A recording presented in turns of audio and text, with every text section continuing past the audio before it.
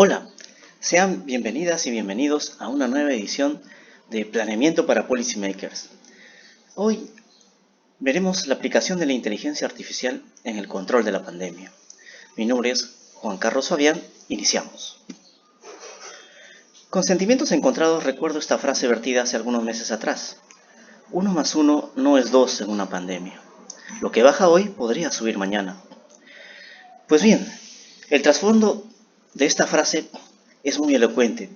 En una pandemia, 1 más 1 podría ser 1.8 con un grado de posibilidad, o también 1.5 con otro grado de posibilidad, y como no, 2 también, pero con otro grado de posibilidad. Esto es debido a que una pandemia está llena de incertidumbre. Existen datos imprecisos, existen comportamientos imprevistos, existen eventos imprevistos y no sabemos, no tenemos precisión, son variables inciertas. Rápidamente repasamos el concepto básico de conjunto difuso. Lógica difuso, conjunto difuso, está basado en la incorporación de la lingüística en la matemática. Por ejemplo, cuenta la historia que un maestro decidió clasificar a su población de acuerdo a su estatura y definió el umbral de 1.8 metros como el límite para definir si una persona era alta o si era baja. Entonces su más perspicaz discípulo le dijo: maestro, pero ¿qué pasaría con la persona que mide 1.79 metros o 1.75 metros? ¿Será considerado bajo? El maestro reflexionó y dijo: tienes razón, en lugar de fijarme un único valor, voy a establecer una gama de valores a distintos grados de posibilidad. Por ejemplo, definió un umbral de 1.8 metros para las personas extremadamente altas y un umbral de 1.7 para las personas extremadamente bajas. Es así que en el interín de ese intervalo existen personas muy altas, medianamente bajas o muy bajas o extremadamente bajas.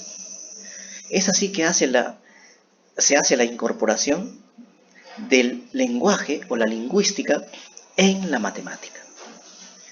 Por ejemplo, si ustedes se toman una fotografía o un video para el TikTok, el procesamiento de señales que ejecuta su celular está basado en algoritmos con lógica difusa. Por eso es que ustedes ven tanta precisión, tanta brillantez en sus videos. Así también el hombre, cuando explora Marte, envía robots a Marte, lo hace aplicando inteligencia artificial y lógica difusa. Bien, traslademos estos conceptos a la pandemia. En una pandemia, por ejemplo, uno de los indicadores o de las tasas más relevantes, entre comillas tasa, es la tasa de contagio. Usualmente si uno dice la tasa de contagio es 0.3, lo está expresando en términos absolutos o determinísticos. Sin embargo, sabemos que la tasa de contagio depende de distintos factores. Por ello, no podemos asegurar que sea exactamente 0.3, por tanto podemos establecer una banda o una región a distintos grados de posibilidad.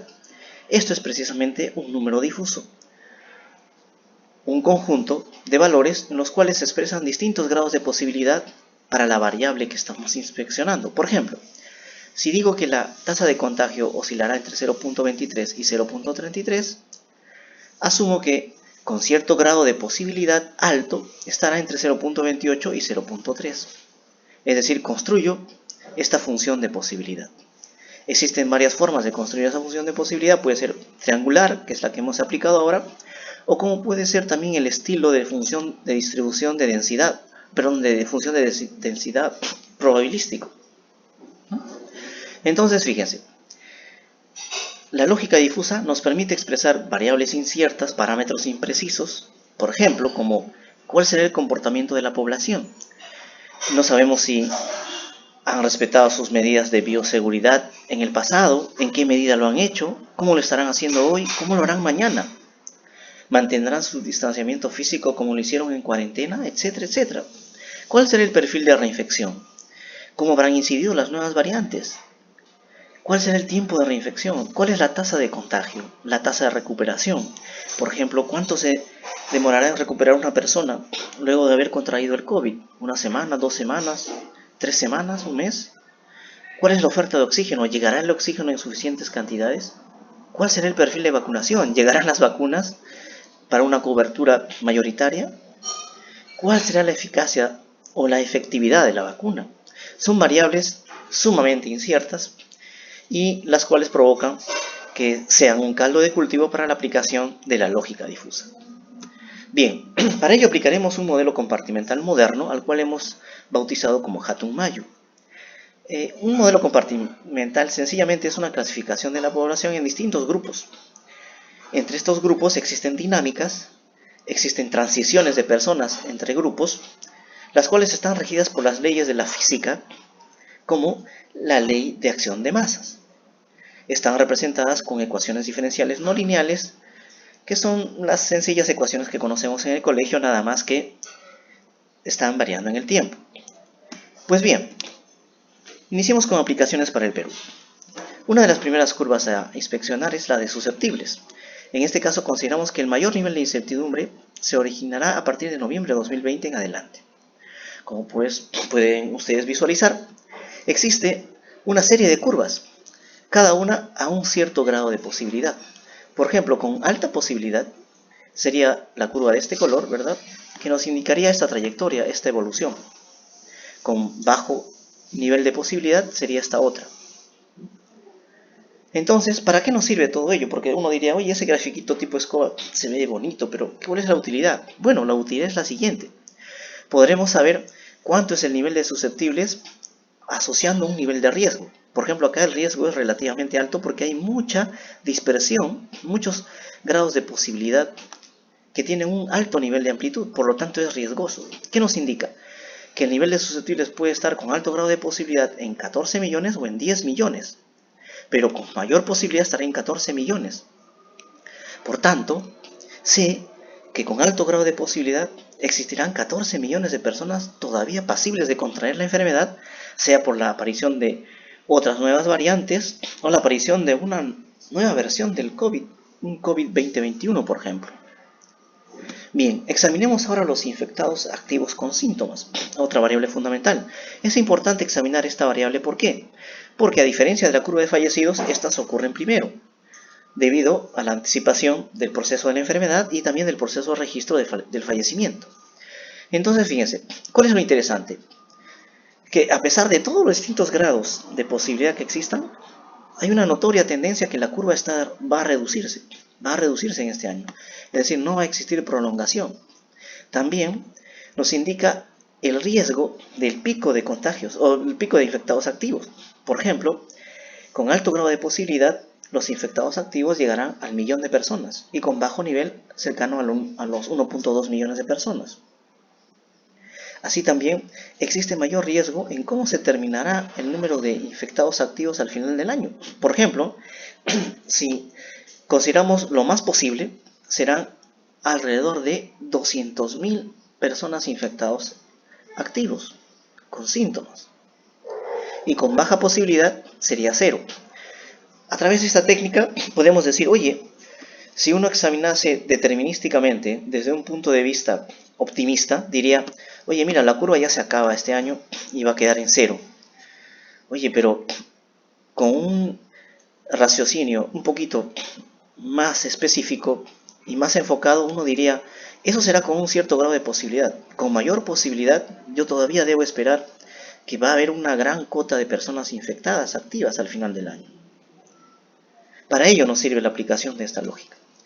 Otra de ellas es que estamos incorporando todos esos parámetros imprecisos, datos vagos, comportamientos que no sabremos cómo explicar más adelante a través de números difusos, y toda esa combinación, todo ese licuado nos va a dar como resultado estas curvas. Es decir, estas curvas ya recogen todas esas imprecisiones y vaguedades e incertidumbres asociadas a los parámetros de la pandemia. Por tanto, por ejemplo, aquí los hospitalizados. Los hospitalizados es una curva para planificar el número de camas. Obviamente es lo que no se ha hecho en el Perú. Sin embargo, nos va a dar una idea de cuántos serán los hospitalizados en casas y en centros hospitalarios. También nos dice que existe alto grado de posibilidad que a fin de año todavía tengamos hospitalizados. Así también hemos modelado la posible aparición de una nueva variante. Por eso es que estas curvas empiezan a amplificarse, a tener un ancho más pronunciado, ¿no? Con baja posibilidad, obviamente, existen más hospitalizados y rápidamente cae la curva. Bien, ahora pasemos a los pacientes críticos. Esto también obedece a la cobertura de camas UCI. Acá hemos modelado también, valga la precisión, que existe un techo de pacientes críticos cercano a los 2000. Es decir, que al día de hoy, por ejemplo, estarían un poco más de 1000 personas como pacientes críticos, lamentablemente en sus domicilios, ¿no? Esto justamente nos permite extraer un buen modelo epidemiológico y también el riesgo asociado a la determinación de los parámetros. Fíjese también que existe, de todas maneras, un cierto nivel de estabilidad de estos pacientes críticos en sus domicilios, ¿no? No bajan drásticamente hasta tal vez finales del año 2021. Ahora vemos la curva de fallecidos por día. Esta curva, por ejemplo, nos está indicando cuáles son los distintos grados de posibilidad, por ejemplo, del pico, ¿no? Y de las tendencias hacia la reducción. Nótese, a distintos grados de posibilidad, las curvas indican ya un descenso. También hay un ligero ensanchamiento de la curva asociado a la posible aparición de otra variante del virus en este periodo de tiempo. Por eso es que se amplifica un poco el ancho de esa curva. Con alto nivel de posibilidad, nos dice esta es la curva que se vería, y con bajo nivel de posibilidad sería esta. Obviamente esta es la curva que refleja el número de fallecidos por enfermedad COVID exclusivamente. Obviamente hay todo un proceso para determinar la referencia actual, ¿no? Descontar los fallecidos por muerte violenta, determinar la base apropiada, etc. Pero ese es solamente un parámetro que va a ingresar a todo este enorme proceso de simulación. Pues bien, con bajo nivel de posibilidad se esperaría que los fallecidos lleguen alrededor de las 1000 personas, ¿no? Y obviamente cuando más empinada está la curva, siempre también tiene una tendencia a ser más empinada o más profunda la bajada. Fíjense, esta es la curva de menor posibilidad. Bien, ahora examinemos los fallecidos acumulados, otra variable fundamental para planificar. Por ejemplo, uno diría, oye, si yo considero con alto grado de posibilidad a los fallecidos, estos serían alrededor de los 250.000 al terminar noviembre de 2021. Y con baja posibilidad, alrededor de unos 220.000. Obviamente hay mayor riesgo de cómo terminarán los fallecidos por los procesos de vacunación, etc. Pero menor riesgo en este periodo, fíjense, desde marzo hasta julio, agosto, ¿no? Hoy día, por ejemplo, los fallecidos estarán rondando los 140.000, 135.000 fallecidos por día, ¿no? Registrados ya en el SINADEF acumulados. Bien, otra es la curva de recuperados, donde esta obviamente depende de cómo ha sido el proceso de reinfección, cómo es el proceso de vacunación, ¿no? Hay ciertas ondulaciones de los recuperados, ¿no? Y aquí finalmente mostramos la curva de vacunados para mostrar qué niveles de vacunados hemos esperado. Oscilan con mayor grado de posibilidad desde 2 millones a finales de noviembre de 2021 hasta 10 millones, ¿no? Es decir, con esta gama de variables inciertas, modeladas y trabajadas, hemos encontrado estos resultados. Bien, agradecemos vuestra atención y será hasta una próxima entrega.